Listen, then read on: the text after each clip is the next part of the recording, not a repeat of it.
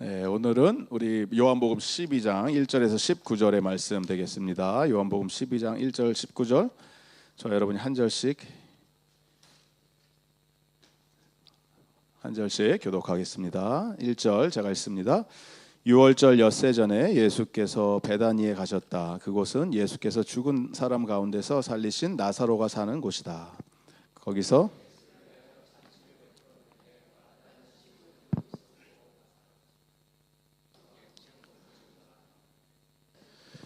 그때 마리아가 매우 값진 순 나드 향유 한 근을 가져다가 예수의 발에 붓고 자기 머리털로 그 발을 닦았다. 온 집안에 향유 냄새가 가득 찼다. 예수의 제자 가운데 하나이며 장차 예수를 넘겨줄 가룟 유다가 말하였다. 이 향유를 300데나리온에 팔아서 가난한 사람들에게 주지 않고 왜 이렇게 낭비하는가? 그가 이렇게 말하는 것은 가난한 사람을 생각해서가 아니다. 그는 도둑이어서 돈자루를 맡아가지고 있으면서 거기에 든 것을 훔쳐내고 나가였기 때문이다. 예수께서 말씀하셨다. 그대로 두어라. 그는 나의 장사 날에 쓰려고 간직한 것을 쓰는 것이다. 가난한 사람들은 언제나 너희와 함께 있지만 나는 언제나 너희와 함께 있는 것이 아니다. 유대 사람들이 예수가 거기에 계신다는 것을 알고 크게 떼를 지어 몰려왔다. 그들은 예수를 보려는 것만이 아니라 그가 죽은 사람들 가운데서 다시 살리신 나사로를 보려는 것이었다. 그래서 대제사장들도 나사로를 죽이려고 모의하였다. 그것은 나사로 때문에 많은 유대 사람이 떨어져 나가서 예수를 믿었기 때문이다.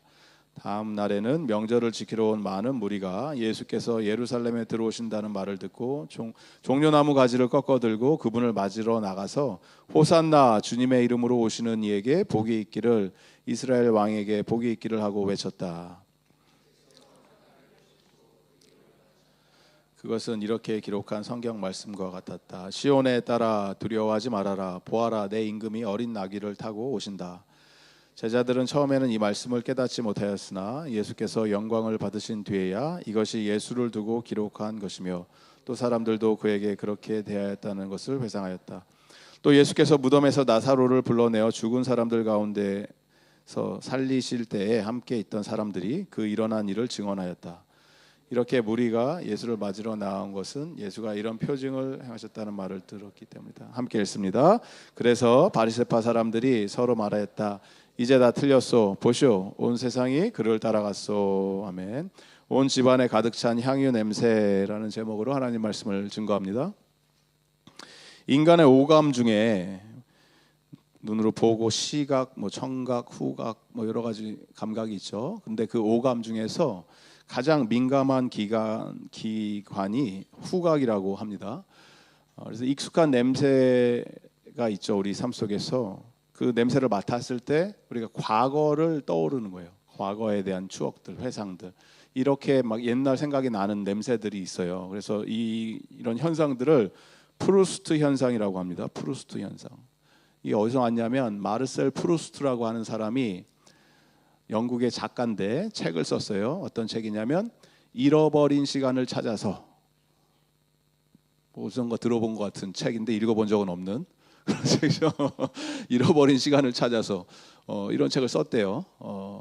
그런데 책 내용이 중요한 게 아니고 이 책을 이야기할 때 많은 사람들이 언급하는 게 이거예요. 뭐냐면 작가가 이 책을 쓰게 된 게 뭐냐면 겨울날 자기가 추운 겨울날 따뜻한 홍차를 마시면서 여기에 마들렌 과자 아시죠? 네.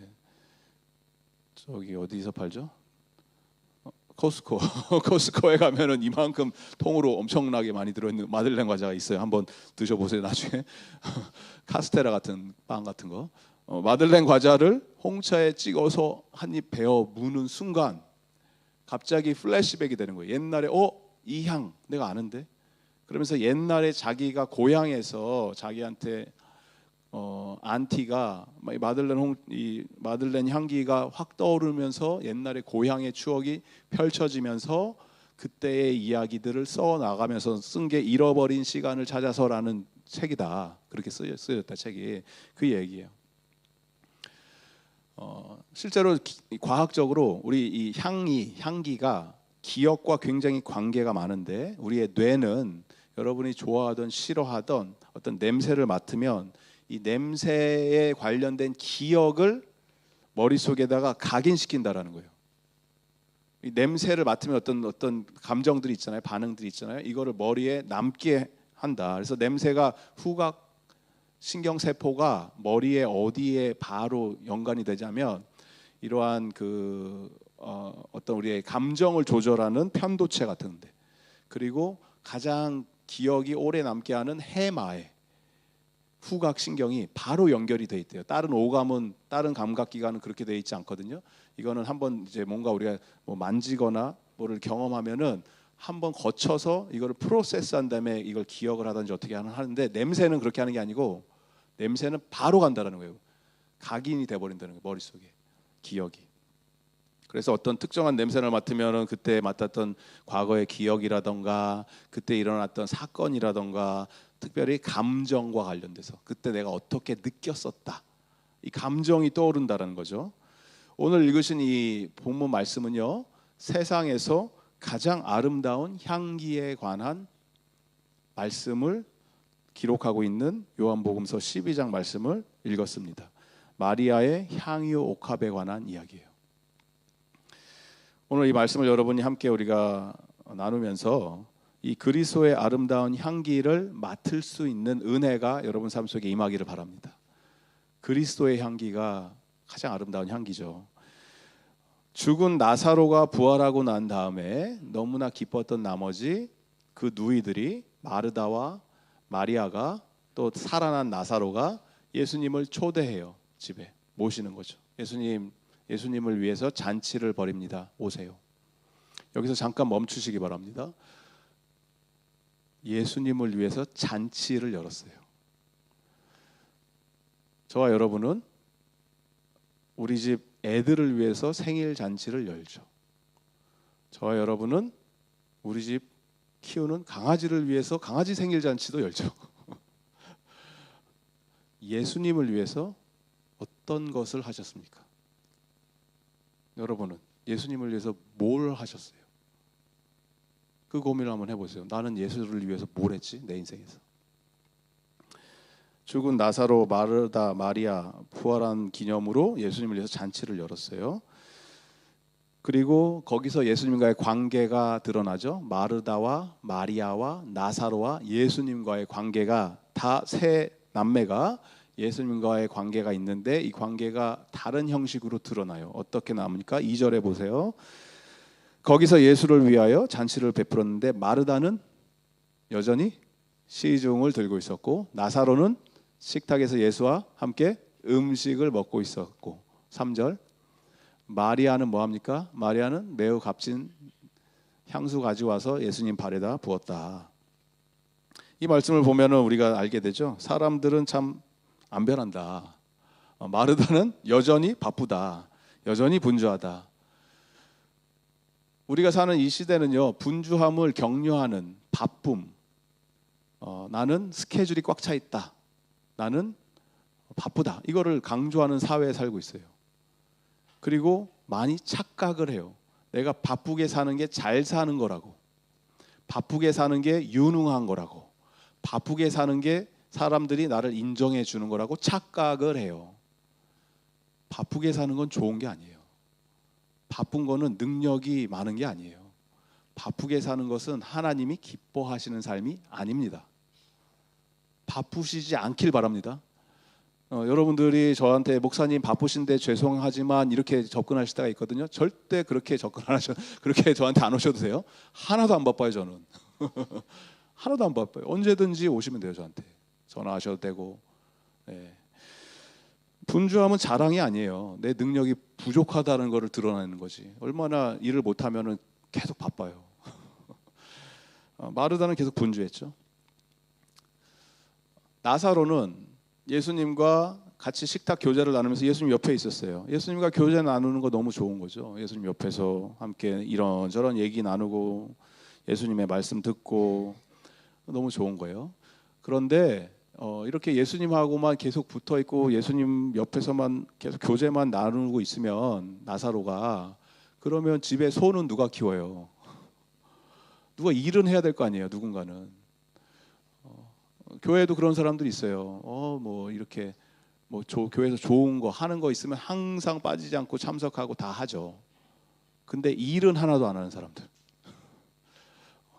내가 뜨끔뜨끔하다 그러면 그분이에요. 그분이 누군지는 저는 모릅니다. 내가 그런 마음이 든다면 이렇게 뭔가 이렇게 은혜 받고 이런 자리는 내가 항상 채우지만 뭐 교회를 위해서 뭘 봉사한다, 헌신한다 그랬을 때는 그 자리를 쏙 빠지는 거, 나사로 같은 거가 될 수가 있겠죠. 마리아는 굉장히 이상한 행동을 한 거예요, 사실.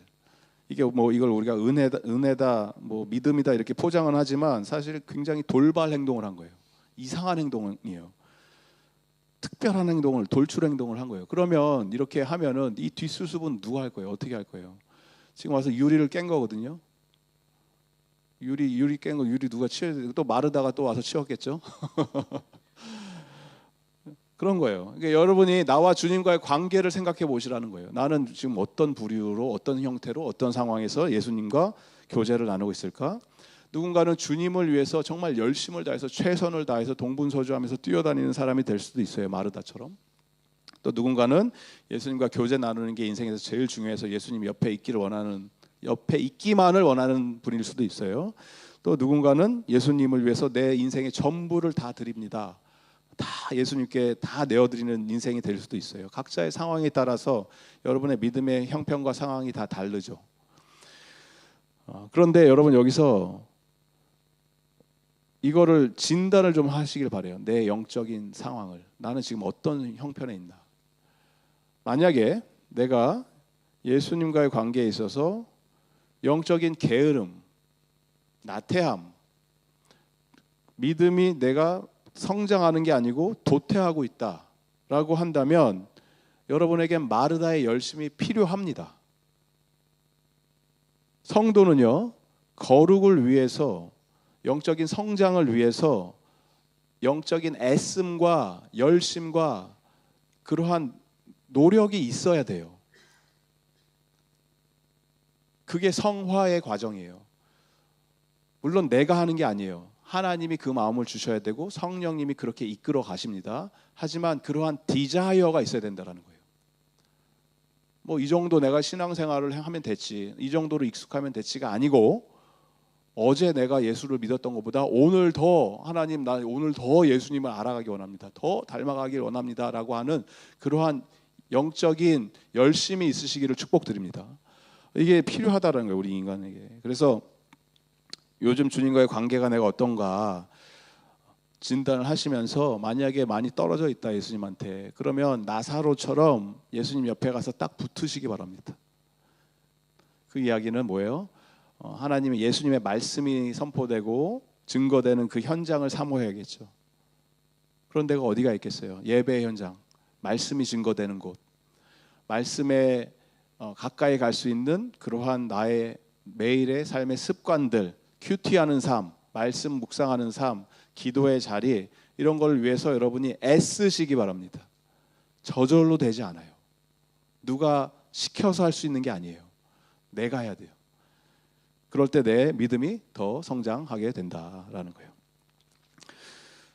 예전에는 내가 예수님 그러면은 복음, 말씀 그러면 눈물이 핑 돌고 감격하고 했는데, 지금은 마음이 냉랭해지고 내 믿음이 뜨겁지도 않고 차갑지도 않고 그런 상태로 있다면 여러분 기도하시기 바라요. 마리아처럼 터질 듯한 그런 심정으로, 하나님, 예수님, 내가 예수님과의 관계가 회복되길 원합니다.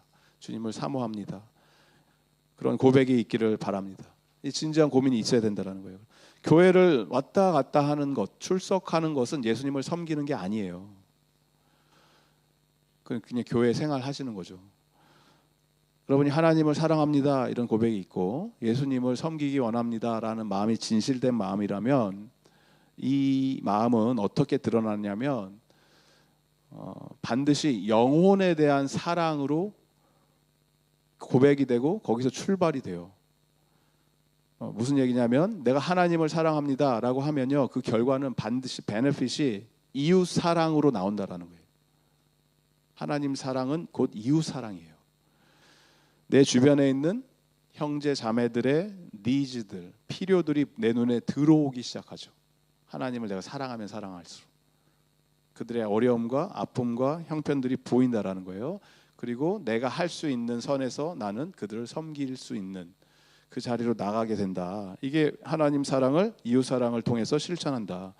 이러한 많은 섬김과 나눔과 베품이 여러분 공동체, 우리 공동체에서 일어나기를 바랍니다. 오늘 예를 들어서 지금 우리 아기 주한이 태어나고 했을 때 거기 뭐 주은이 지금 딴 집에서 자고 왔거든요. 돌봐주는 거잖아요. 케어하는 거잖아요. 그들의 니즈와 형편을 알고 섬기는 거잖아요. 이런 일들이 어디서 가능해요? 세상에서 안 믿는 사람들끼리 아무리 친해도 뭐 진짜 친하면 할 수는 있겠죠. 하지만 굉장히 제한적이잖아요. 그리고 give and take잖아요. 나도 했으니까 당신도 해주세요. 이런 기대감들이 있잖아요. 하지만 우리의 믿음의 공동체는 그게 아니라는 거예요. 하나님을 섬기는 마음만큼 내가 그 사랑의 실천은 반드시 이웃에게 흘러 들어간다. 오늘 특별히 말씀이 조명하는 사건은 마리아가 향유 옥합을 깨트리는 그 현장에서 온 집안에 향유 냄새가 가득 찼다. 이러한 아름다운 표현으로 말씀을 증거하고 있습니다. 자신의 전부를 내어드린 거예요. 향유 옥합은 마리아에게 있어서 전부였던 거예요. 그에게. 그런데 여기서 중요한 건 누군가에게 참으로 이렇게 아름다운 향기가 또 다른 누군가에게는 낭비였어요. 아까운 마음이 들었어요. 심지어는 더 나가서 분노심이 생기기 시작했다. 누가 그런 반응을 보입니까? 가롯 유다가. 그리고 다른 성경에는 나머지 제자들도 뭐 거의 비슷했던 것 같아요. 왜 저렇게 아까운 짓을 하냐? 왜 그래요? 화가 나는 이유가 무엇입니까? 이게 향수의 값 때문에 그래요. 향수가 싸구려 향수면 상관이 없는데 향수가 300데나리온은 1년 연봉이에요. 뭐 10만 불이라고 칩시다. 10만 불. 10만 불을 한 방에 날려버린 거예요. 한 방에 태운 거예요. 그러니까 그걸 보고 있었던 이 유다가 말은 그렇다게 하죠. 그럴싸하게 저거를 아까운 거를 왜 가난한 사람들 도와주지 않고 왜 낭비를 했냐 이렇게 얘기를 하죠. 그 얘기는 뭐예요? 예수님을 위해서 쓰여진 저것은 낭비다. 예수님을 위한 헌신은 낭비다. 그리고 유다 자신은 사실 거짓말장이고 도둑질하는 자고 예수님이 12명 제자를 데리고 여기저기 우르르 저르르 몰려 다닐 때 밥을 드셨을 거 아니에요. 어디서 주무셨을 거 아니에요. 제자들이. 그럼 뭐가 필요해요? 돈이 필요해요. 그 돈을 누가 맡았어요? 유다가 맡았다고요. 재정부였다고. 재정 담당. 근데 그거를 자기 주머니로 넣은 거예요. 그걸 다 알고 계신 거예요. 예수님은. 유다는 분노를 하죠. 탐심 때문에, 교만 때문에, 정죄하는 마음 때문에. 생각을 해보세요. 지금 유다는 잔치집에 초대받아서 예수님 쫓아서 예수님 덕분에 밥 먹으러 온 거예요. 지금 밥 먹으러. 조용히 와서 그냥 밥만 먹고 가면 돼요. 그런데 누군가의 헌신과 사랑과 예수님을 향한 이 멈출 수 없는 섬김을 정죄하는 거예요. 손가락질하는 거예요. 분노심까지 나타나는 거예요. 그런 마음이 여러분 마음속에 없기를 간절히 소망드립니다. 제가 축복합니다. 부탁드립니다. 교회에서 그럴 수 있다는 거예요. 교회에서. 뭐 그러시진 않겠지만 오늘 메뉴가 뭔지 아실까요? 여러분? 모르시죠? 제육볶음이에요. 제육볶음. 그러면 누군가는 이제 백 집사님이나 저 같은 사람은 너무 좋다. 행복하시잖아요. 기대가 된다. 그런데 누군가는 왜 하필 돼지고기야? 나에게 소고기를 달라. 그럴 수 있다라는 거죠. 누군가는. 그냥 조용히 드시기 바랍니다. 가롯 유다 같은 거 하는 거예요. 지금 그 아까운 돈으로 왜 돼지고기를 샀냐, 소고기를 샀어야지 뭐 이런 거예요. 예수님께서 상황을 정리해 주시죠. 여기서 가롯 유다의 마음을 정확히 보시고 너희들이 가난한 자를 돌볼 수 있는 기회는 언제나 있다. 가난한 자는요, 여러분, 이 세상에서 인류 역사상 가난한 자는요, 인류가 시작된 이후로 그리고 예수님 다시 오셔서 인류가 끝나는 그날까지 항상 있다 없다? 있어요. 가난한 자는, 부자도 항상 있을 것이고. 그러면 예수님은 가난한 자를 돕는 것은 그 기회는 언제든지 있다라. 그리고 그를 도움으로 인해서 예수님을 돕는 거죠. 사실 예수님을 섬기는 거죠.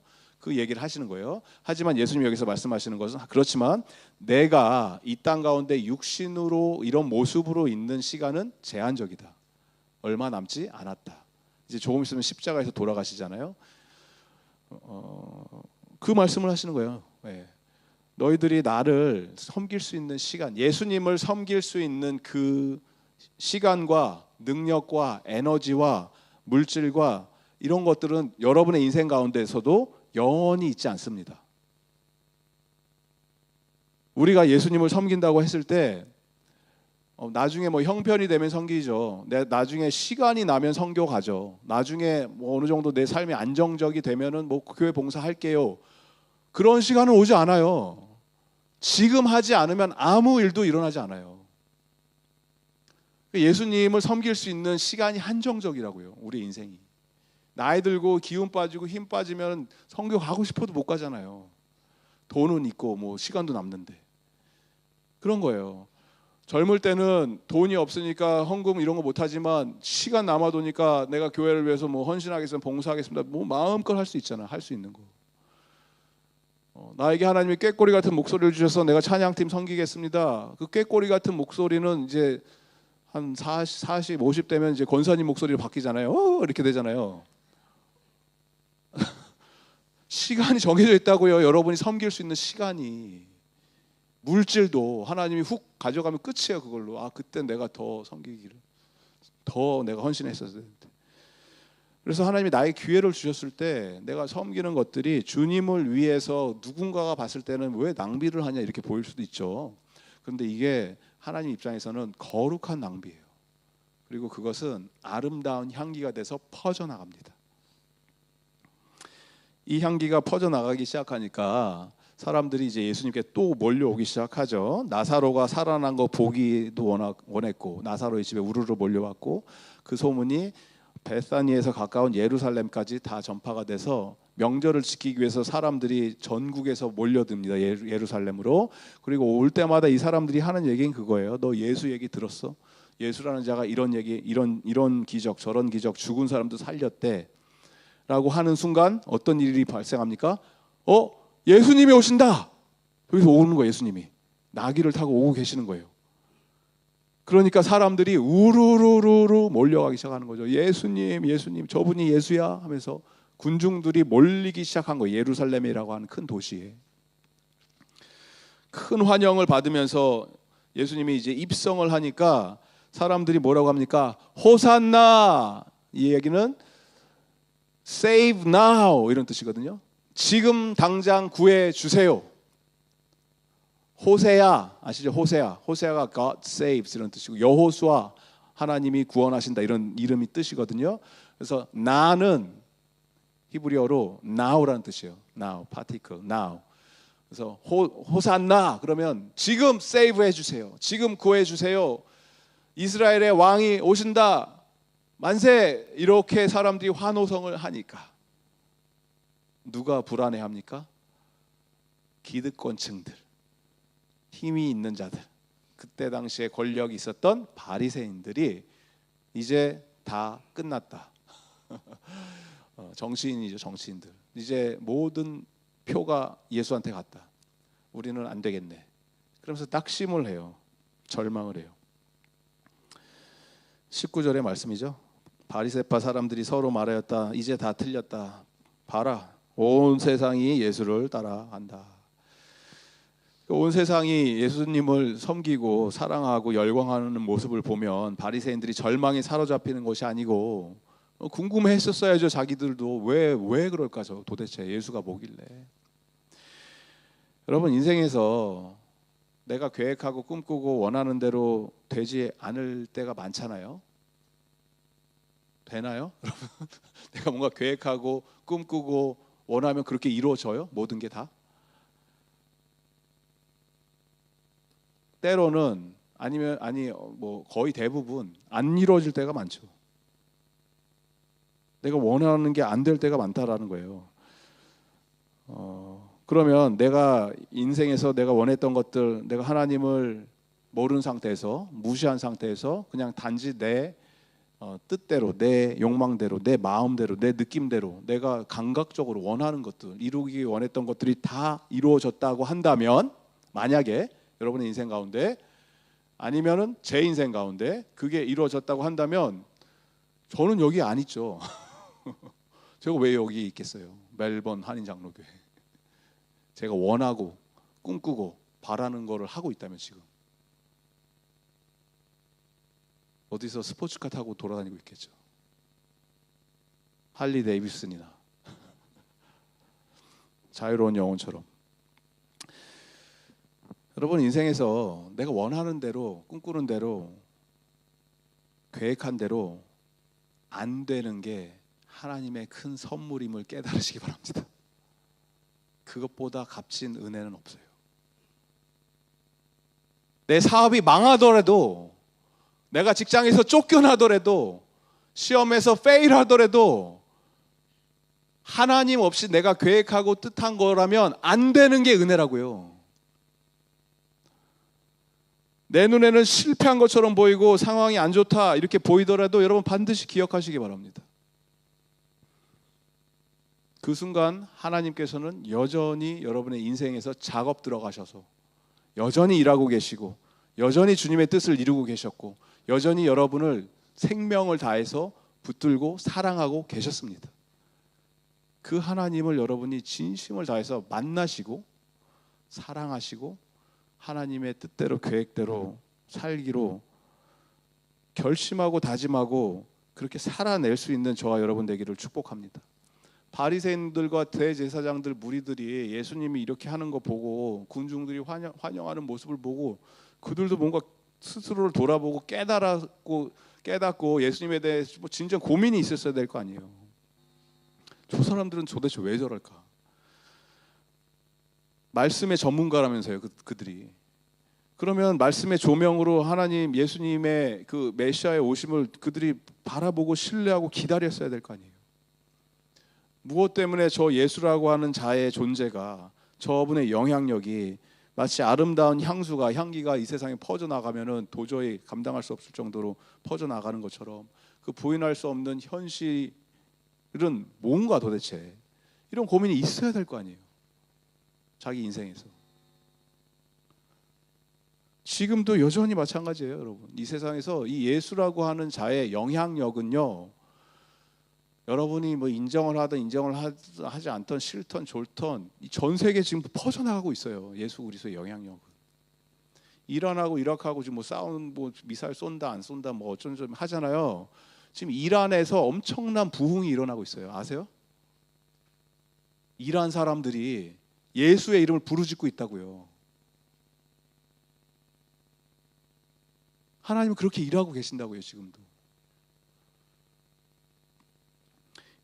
이렇게 향수가 퍼져나가는 게, 오늘 제가 아이들 앞에서 향수를 뿌렸지만, 이 향수라는 것이 누군가에게는 아름다운 향기죠. 너무 좋죠. 그러니까 뿌리겠죠. 그런데 또 다른 누군가에게는 그것이 그냥 악취예요, 악취. 정말 가까이 할 수 없는 냄새예요. 피하고 싶은 냄새. 예수의 향기가 똑같아요. 예수라고 하는 분의 이 아름다운 향기가 누군가에게는 너무나 달콤하고 아름답고 가까이 하고 싶은 향이고, 똑같은 향기가 누군가에게는 코를 막고 등을 돌리는 향이 될 수가 있어요. 하지만 부인할 수 없는 것은 그분의 영향력이라는 거예요. 예수의 영향력. 예수님이 여러분의 인생에서 하고 계신 일, 부인할 수 없는 일들. 마리아는요, 향유 옥합을 깨트려서 예수님 발에 묻힌 것뿐만이 아니라 그거를 머리카락으로, 머리털로 닦았어요. 그 행동은 지금 우리가 상상을 해도 이상하잖아요. 싱글 남자의 자기 머리카락으로 발을 막 이렇게 닦는다? 너무 이상한 거예요. 지금도 이상하잖아요. 이때 당시는 용납할 수 없는 행동이에요. 받아들일 수가 없는. 왜냐하면 첫 번째로 이 손님이 왔을 때 그의 발을 닦는 것은 집 주인이 하는 게 아니에요. 그 집에 가장 밑에 있는 하인 중에 낮은 하인, 노예의 신분으로 있는 자들이 발을 닦는 일을 감당하던 자들이었죠. 그걸 지금 마리아가 하는 거예요. 그리고 물로 닦아주는 게 아니고 가장 비싼 10만 불짜리 향수를 깨트려 갖고 한 방에 다 그걸 쓰는 거죠. 예수의 발을 닦고 있는 일을 하고 있는 것도 굉장히 이상한 행동이었고, 더 나가서 이거를 수건으로 닦는 게 아니고 자기의 머리카락을 푼다. 무슬림들 머리 가리는 것처럼 머리를 가리고 다녔잖아요. 그때 당시에 중동에 있는 모든, 지금도 그렇지만 그거는 왜냐하면 머리는 영광, 여자의 영광을 표현하는 상징이거든요. 고린도전서 11장에 우리가 남자가 머리 모자 안 쓰면 안 되고 여자는 뭐 써야 되고, 뭐냐면 이 여자의 머리카락이 그 영광이라는 거예요. 영광을 드러내놓고 이 영광이 가장 아래로 내려가서 가장 더럽고 냄새나는 발을 닦는다. 이 행위는요, 마리아는 지금 예수님 앞에서 자기 자아를 완전히 내려놓는 행동을 하고 있는 거예요. 마리아에게 있어서 자신의 인생은 가장 그가 소중히 여겼던 것들, 아름답게 생각했던 것, 영광스럽다고 여겼던 그 모든 것을 예수를 위해서는 한치의 망설임도 없이 아낌없이 다 드린 거예요. 그리고 예수님을 위해서 이렇게 깨트린 향유 옥합의 이야기와 이 향기는 지금도 온 세상, 온 인류에 전파되고 있죠. 이 여인이 행한 일은 복음이 전파되는 곳마다 언제나 퍼져나갈 것이다. 마가복음의 기록이거든요. 그건. 그 일들이 지금 벌어지고 있잖아요.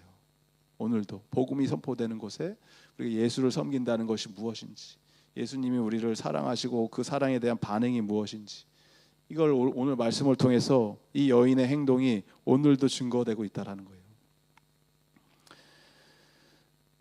말씀을 여러분 마음속에 새기시면서 적용을 하시기 바라요. 오늘 내가 예수님을 위해서 내어드릴 수 있는 나의 향유 옥합은 무엇인가? 나에게 그런 게 있나? 내가 가장 아끼고 소중히 여기고 사랑하는 것, 가장 큰 가치를 두고 이걸 위해서 내가 내 인생을 올인해서 살아가고 있는데 그걸 예수님을 위해서 내가 다 내어드릴 수 있을까?